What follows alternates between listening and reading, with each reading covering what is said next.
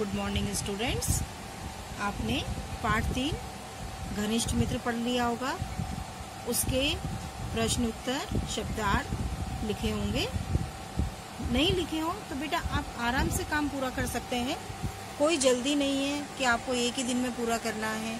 आप धीरे धीरे आराम से भी लिख सकते हैं। आज हम नया पाठ चालू करने वाले हैं महाकवि कालिदास।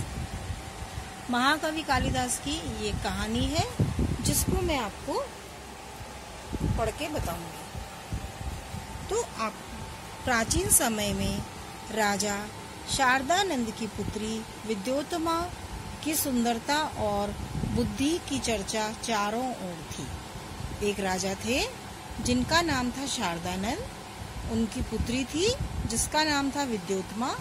बहुत सुंदर थी और बहुत ज्यादा बुद्धिमान थी, तो उसकी बुद्धि के और सुंदरता की चर्चा चारों ओर थी।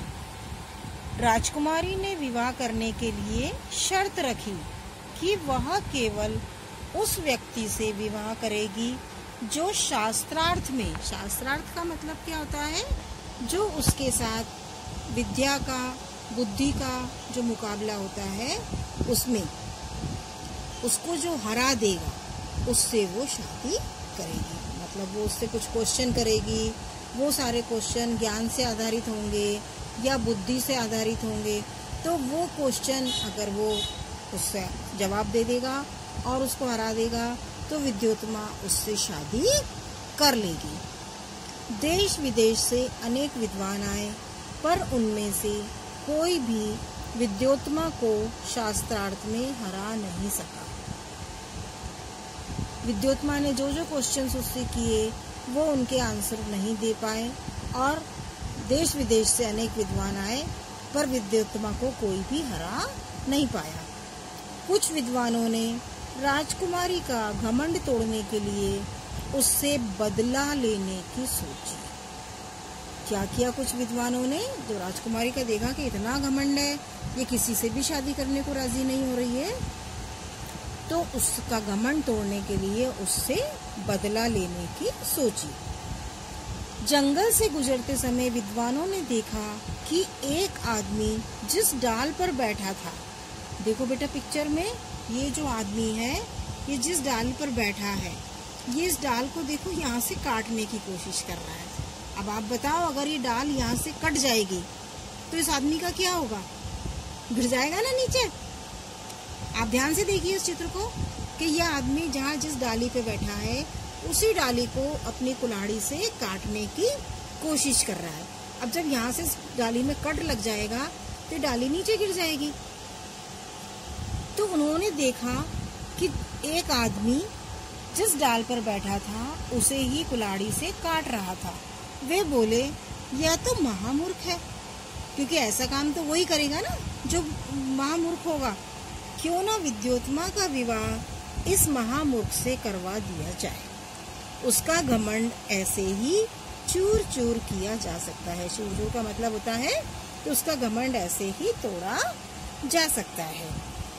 विद्वानों ने उस युवक को पेड़ से नीचे बुलाया और उससे कहा, अगर तुम मौन रहो का मतलब चुप रहो, तो हम तुम्हारा विवाह एक बहुत सुंदर राजकुमारी से करवा सकते हैं।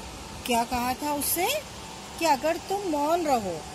विद्वान उस युवक के पास गए, देखा कि ये तो बहुत मूर्ख है, तो उन्होंने प्लान बनाया कि हम विद्योत्तमा की शादी इस महामूर्ख आदमी से करवा देंगे। तो उन्होंने उससे कहा कि अगर तुम मौन रहो तो हम तुम्हारा विवाह एक बहुत सुंदर राजकुमारी से करवा सकते हैं। युवक यह सुनकर खुश हो गया।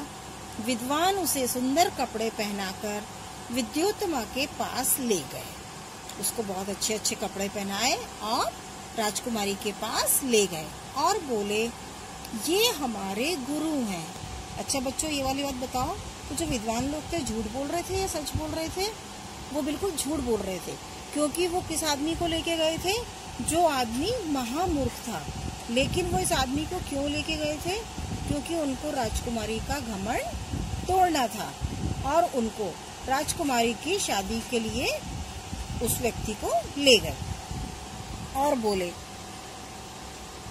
ये हमारे गुरु हैं, ये केवल संकेतों में ही, संकेतों का मतलब होता है इशारों में, केवल संकेतों में ही प्रश्नों के उत्तर देंगे। मतलब उन्होंने राजकुमारी से कहा कि आप जो भी प्रश्न पूछोगी उसका ये उत्तर बोल के नहीं देंगे। ये कैसे देंगे उत्तर? संकेतों में इशारे कर करके उत्तर देंगे। विद्योत्तमा ने बात मान ली। बेटा जो आज का पाठ है ये थोड़ा सा कठिन पाठ है, इसको आपको यहाँ तक, पहले हेडिंग, उसके बाद यहाँ तक इस पाठ को कम से कम 3 बार पढ़ने की कोशिश करेंगे। कठिन शब्दों को अंडरलाइन करेंगे और ये शास्त्रार्थ, बुद्धि, विद्योत्तमा है ना, ऐसे शब्दों को एक साइड में लिख के कम से कम 3-3 बार पढ़ेंगे और सही ढंग से। जैसे विद्योत्तमा में आप देखो आधा द बना हुआ है, फिर आधा त बना है। ऐसे शास्त्रार्थ में देखिए आधा स, फिर ता, फिर थ के ऊपर ऋषि, है ना, ये रैप जो लगा हुआ है इसको बोल। तो आपको इनको बार बार पढ़ने का अभ्यास करना है। चर्चा, ये शब्द भी थोड़ा सा पढ़ने में आपको प्रॉब्लम करेंगे। तो आज मैं आपको ज्यादा ना पढ़ाते हुए इस पाठ को आधा पढ़ाऊंगी, आधा हम अगली वाली वीडियो में पूरा करेंगे। वैसे आप यदि पढ़ सकते हैं तो घर पे पढ़ने का अभ्यास कीजिए। मैं आपको नेक्स्ट वाली वीडियो में इसको समझाऊंगी। प्यारे बच्चों, घर में रहो, सुरक्षित रहो, मास्क पहन के रहो और अपने हाथों को प्रॉपर सैनिटाइज करते रहिए। धन्यवाद।